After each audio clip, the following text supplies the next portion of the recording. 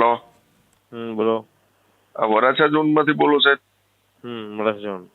હવે આપણે પોદા રાકેટનું પાણી ભરાણું છે. 12 વાગ્યાની ગાડી હમણાં આવે છે. પોદાની અંદર હા, પોદારની અંદર છે. તમારી ઉપર કોઈ કમ્પ્લેન નથી આવી સાહેબ? કોઈ કમ્પ્લેન અમારી પાસે કમ્પ્લેન એટલે પોદાની અંદરનું પાણીની કોઈ કમ્પ્લેન અમે લીધી નથી. હા, એ તમારે જાતે કરાવવું પડે. એ અમારે જાતે કરાવવું પડે એમ?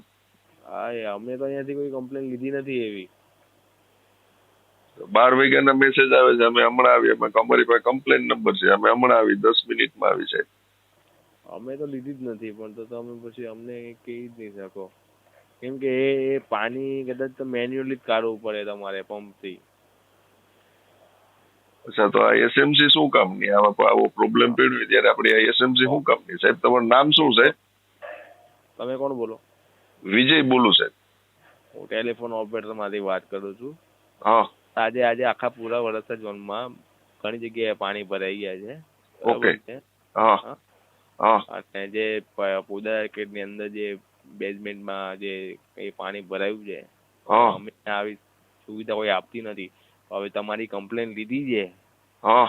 એ કોઈ અધિકારીએ લીધી હોય, બરાબર છે.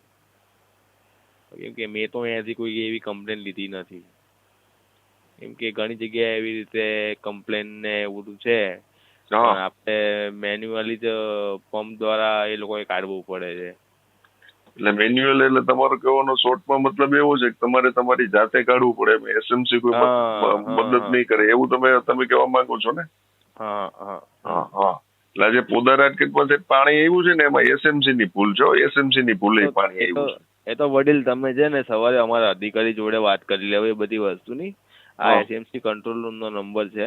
ઇમરજન્સી ઠીક છે. કાપો. એમાં મારી સાથે વાત કરીને કોઈ મતલબ નથી. હા, ઠીક છે. ત્યારે જ ન્યૂઝરૂમ ગુજરાતની યુટ્યુબ ચેનલને સબસ્ક્રાઇબ કરો અને ઇન્સ્ટાગ્રામ અને ફેસબુક પર ફોલો કરો. અપડેટ રહો, સત્યની સાથે રહો.